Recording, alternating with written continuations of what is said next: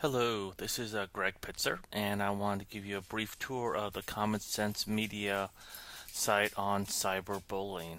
Before I get started, I kind of want to give some props out to Common Sense Media. I've had several interactions with them and found them to be a great resource. They do about a half day of training with our ATP, or Administrator Training Program.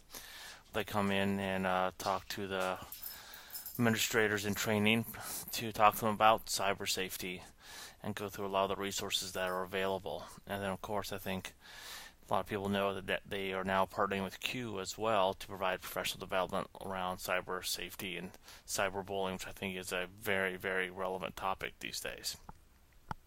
So I definitely recommend their resources to anyone looking for information about these topics. The website here, there's several things I like about it. One, they have natural breakdowns of elementary, middle school, and high school, and lessons that pertain to each one. But where I actually started, probably one of the things that I found to be most useful was the cyberbullying response flowchart, which I found very useful here. I'll kind of zoom in on it here. Here we go, and it really does give you kind of a range of options. It lets you know what kinds of things you want to be want to consider, what kinds of reactions are available or interventions are available, based on what type of cyberbullying, where it took place. Just gives an administrator a lot of good resources of things to think about when they are reacting to a situation. So I found this to be a excellent resource, one that I would definitely use if I was a site-based administrator. So that's one of the things that stood out to me the most here.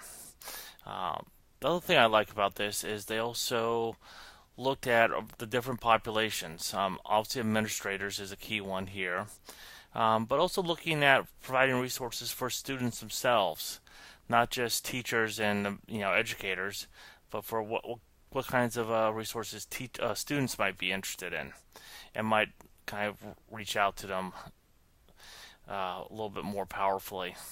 And then the other one, which I think is one avenue a lot of people do forget, is the resources for parents. Parents are often very new to using digital devices, whether it be cell phones, computers, or tablets. And they may not know how to work with their students to use them responsibly, and how to teach their kids the correct manners that go along with using those devices.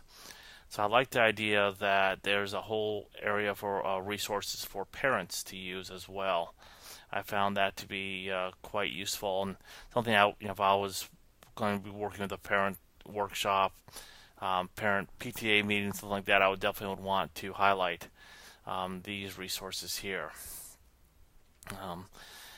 Then within each of the grade levels here, they have several lessons that you can do for each of the grades to break it down a little bit further here.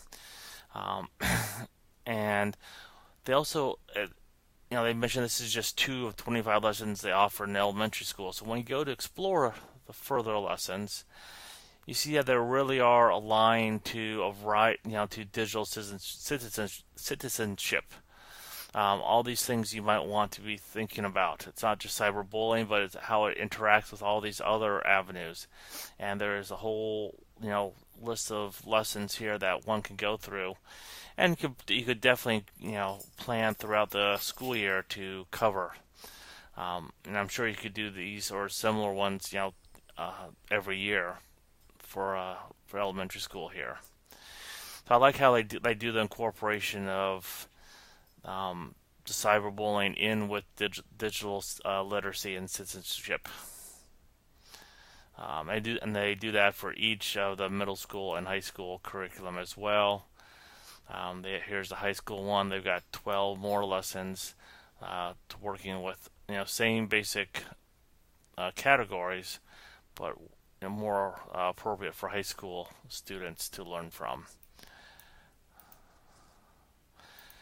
So those are the kinds of things that really stuck out to me. Like I say, I really liked the flow chart. That was something that I found to be very powerful. The resources here are great. They have great lessons that they've developed themselves, and then they also have great, very relevant and up-to-date resources I found for both administrators, students, and parents. So it's definitely something I would highly recommend.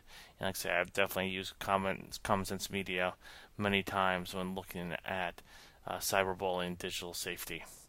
So that's my quick review of the cyberbullying website from Common Sense Media.